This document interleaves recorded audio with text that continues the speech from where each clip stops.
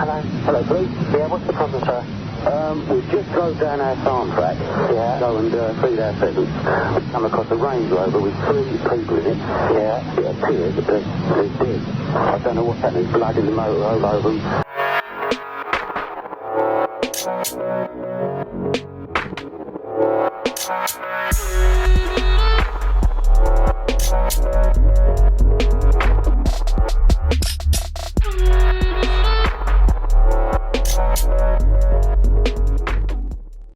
And welcome back to a new video on the Essex Boys case. As always, if you are enjoying the content, please do give the video a thumbs up.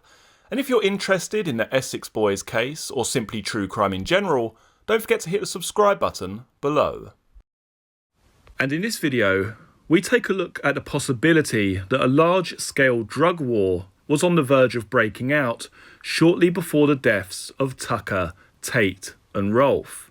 We also hear from an article which describes Craig Rolfe being under surveillance and also being surveilled purchasing the Mac-10 submachine gun. Was this the final straw which ultimately sealed the fate of Tucker, Tate and Rolfe? Or was this machine gun actually purchased for the robbery which was to come? Let's now take a look at the news article which describes Craig Rolfe being under surveillance in 1995. The following newspaper article was published on the 21st of the 1st, 1998.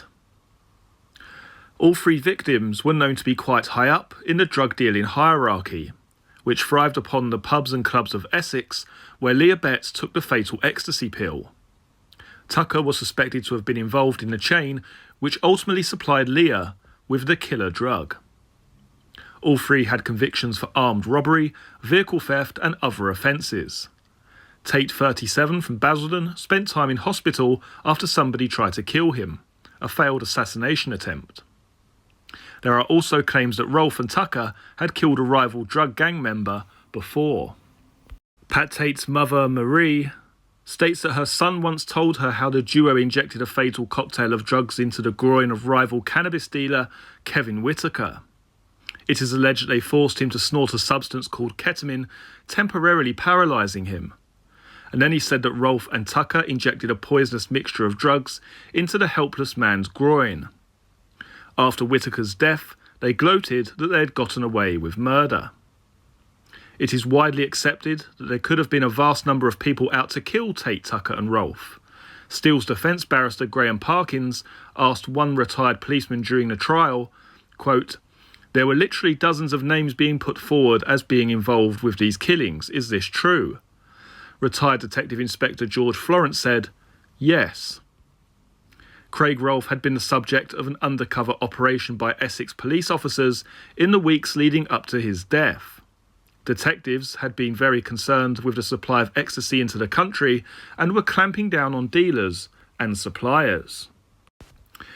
Craig Rolfe was also seen buying a gun from underworld crook Mad Mick Bowman and a third person just before his death. Mr. Florence was also one of the senior officers behind an undercover operation carried out by 2 policemen on defendant Michael Steele and former girlfriend of Tate, Sarah Saunders.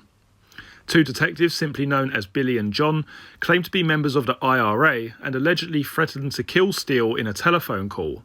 Florence denied any knowledge of the death threat. Okay, so let's focus on the main part of this newspaper article. Let's just reread the following passage.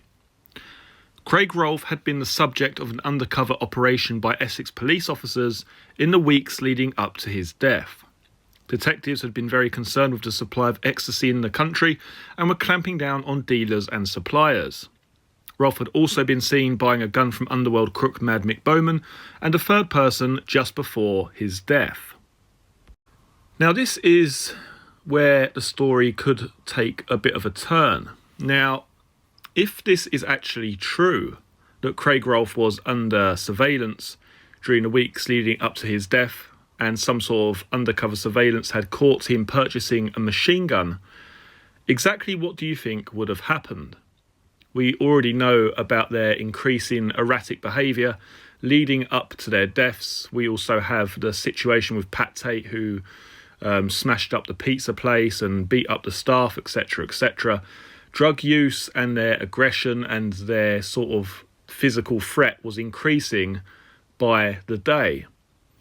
Now, the last thing that the police are going to want, or any kind of sort of MI5 or any sort of secret service, the last thing that they're going to want is a submachine gun being in the hands of three completely erratic persons. If we remove the Steele incident for one moment, if we remove the dud cannabis and the ecstasy tablet which killed Leah Betts, if we take those two situations out of the equation for one moment, we are left with quite an interesting situation. We also know that Tucker, Tate and Rolfe had pissed off a lot of other gangs. Did the police have some sort of intelligence that some sort of gang warfare was about to break out? Tucker, Tate and Rolfe were completely out of control during this time. And what do they spot when they have Craig Rolfe under surveillance? They actually see him purchasing a machine gun. It is also worth remembering at this time that the Essex police force were coming under great scrutiny and great pressure, not only from the media but from the government and the people who lived in the East Anglia area. They wanted to know exactly where this ecstasy was coming from, where had this influx and the flooding in of ecstasy originated, who was responsible? Who was responsible for the death of the 18-year-old Leah Betts? We then have Tucker, Tate and Rolfe, three seemingly aggressive and unpredictable males, purchasing a submachine gun. Let's now take a look at the actual purchasing of this weaponry by Craig Rolfe, sort of towards the end of November 1995. The following statement comes from Donna Jaggers, Craig Rolfe's then common-law wife. I was aware that Craig's associates were Tony Tucker and Patrick Tate. During the mid to the end of November 95, I was aware that they had something going on, which at this time I am not willing to discuss. Craig told me that he was going to pick up a machine gun with a silencer and ammunition for their business. He told me that it was coming from a man that I know as Mad Mick, who comes from London. I do know that this person is Mick Bowman. I asked Craig how much the gun was going to cost, and he told me that it was being borrowed and was going back to Mickey Bowman. About a week after Tony's birthday, which was the 17th of November, I went with Craig and others, who I do not wish to name, to Hollywood's nightclub in Romford. Bowman was supposed to have met us in the Global Net Cafe beforehand, but he didn't turn up. I then met him through Craig in the nightclub. I recall thinking that he wasn't exactly what I expected. Craig had told me stories about him. He was with a girl who I only know as Debbie. About a week after this, I can be no more precise than this, Craig told me that we were going to meet Mick at the Thurrock Services to collect the gun. I went with Craig in the blue Range Rover, the vehicle reg Foxtrot 424 November Papa Echo, to the services and had something to eat in the Granada premises. I knew that we were supposed to meet Bowman at around 1 p.m, but he was about 10 minutes late. Craig went outside and returned shortly and told me that I was to go outside with them. When I got outside, I saw that Bowman was there with a white VW Corrado car, and there was another male with an old green Vauxhall Cavalier. Bowman was acting very paranoid, and I took it that he was on cocaine and was acting hyper because of the situation with the gun. I am aware how people behave when they have taken cocaine, and that is how Bowman appeared to me. Bowman was trying to organise how they should drive off to a different location. Craig then suggested we should lead. The Cavalier should go in the middle, and then Bowman at the end. This only took a matter of minutes. Craig and I then got into the Range Rover and drove onto the A13 and travelled along to the Five Bells roundabout. We then came all the way around the roundabout, and Craig pulled up onto the Eastern Garage's parking area. The Cavalier parked behind us, and Bowman parked the Corrado behind that. We all got out, and I started to walk away to stay out of the way. I saw a blue/grey holdall come out of the boot of the Cavalier and go into the boot of the Range Rover. The driver of the Cavalier was a small man, around 5'6" tall, early 20s or early 30s, of thin build. He had short cropped hair and wore glasses. I did not hear him speak. I am unable to say who took the holdall out of the Cavalier, but I believe Craig would probably have put it in the Range Rover because he was impatient like that. Craig called me back to the car, and I got into the front of the Range Rover. I recall Bowman got into the back of the car and told Craig that he wanted the Range Rover once Craig had finished with it. Bowman then got out of the car and Craig and I drove off and went to Patrick Tate's bungalow in Gordon Road, Basildon. Craig had told me that Tate had spoken to the garage proprietor at Eastern Garages, a man called Barry Dorman, and told him he had to buy Bowman's Corrado. I was aware that Bowman was going to stay behind at the garage and speak to Dorman about this. I recall seeing the two men walking towards one another when I was in the Range Rover. When we arrived outside Pat Tate's house, Pat and Tony Tucker were sitting in Anna Whitehead, Tucker's girlfriend's Suzuki Vitara. I could not remember if Craig had spoken to them on his mobile phone prior to arriving at the house. Tony and Pat got out of the Suzuki Vitara and Craig took the holdall and the gun from the boot and all three went into the house. Sarah Saunders was at this time moving her stuff out of the house with the help of two friends. I didn't want to get involved in what was particularly a difficult situation, so I stayed in the car. Craig was in the house for around 10 to 15 minutes and then returned to the car with the holdall and gun. He put the items back in the boot and then drove to 108 Mill Green, where the gun and holdall were put into the loft. On the way from Gordon Road, Craig was saying how pleased they were with the gun and how much damage it could do. A couple of days later, Craig picked me up from work and told me that Tony Patton himself had tested the gun. He stated it was tested over at Tony's fobbing address in the field. He told me that he had cleaned it all and he had put it back in the loft. He told me that he had cleaned his fingerprints off the gun, as I was concerned about this. The next thing that happened was that Craig, Tony and Pat were found shot dead. I had a lot of things on my mind, but I realised a machine gun was a problem. But I knew the police didn't know about the Mill Green address, and I thought it was going to be safe to leave it here. During the Christmas period of '95, Craig's brother moved my belongings from Chafford 100 to the Mill Green address. First thing after New Year, '96, I moved into Mill Green. I'd only been in the house for a couple of days when I decided I was going to have to do something about the gun. I spoke to Craig's mum about it and she suggested that I took it round to her house. She was trying to get me to sort it out. I put it in a holdall on the dining room table and I opened the bag. Until this point I had not seen the gun. It was a dull silvery grey colour. I only opened the top of the bag and did not see the silencer or ammunition. However, I believed that they were in there because Craig had told me. I was now in a position where I had to make a decision as to what I was going to do about it. I left the gun in the bag and left it with Craig's mother. A couple of days later, I contacted DI Florence, who came to see me the next day. I only told him that I wanted to see him, but I didn't tell him what it was about. At around 11:45 a.m. on Thursday the 11th of the 1st, '96, DI Florence came to see me at Mill Green, and I told him about the gun at Craig's mother's house. I then took Mr. Florence to 158 Beambridge, Basildon, where I saw Craig's mother. I asked her where she had put the holdall. I then went into the shower room, which was located on the ground floor, and put the holdall on the dining table for Mr. Florence to see. He asked if any of us had touched it, and then took it into his possession. At this time, that is all I can say about the gun. Referring back to the VW Corrado, I'm aware that from talking to Craig that the vehicle was purchased by Eastern Garages, and I believe Bowman was given about £7,000. Craig told me that Bowman had paid about £10,000 for it. Okay, so what I know about this submachine gun, having looked at a different document, a different police document, is that this submachine gun didn't have actually any sort of manufacturer's marks or anything like that on it, but it was manufactured or created in the style of the Ingram Mac 10.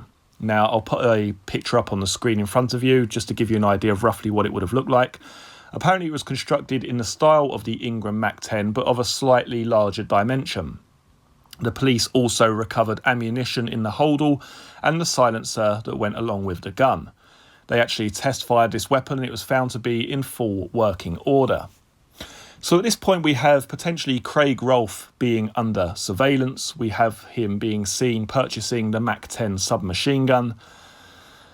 Next we're going to take a look at a passage of Craig Rolfe's neighbour's statement, which actually recalls her seeing the police attending Rolfe's property on more than one occasion in the days leading up to his death. The following statement is from Elizabeth LePage.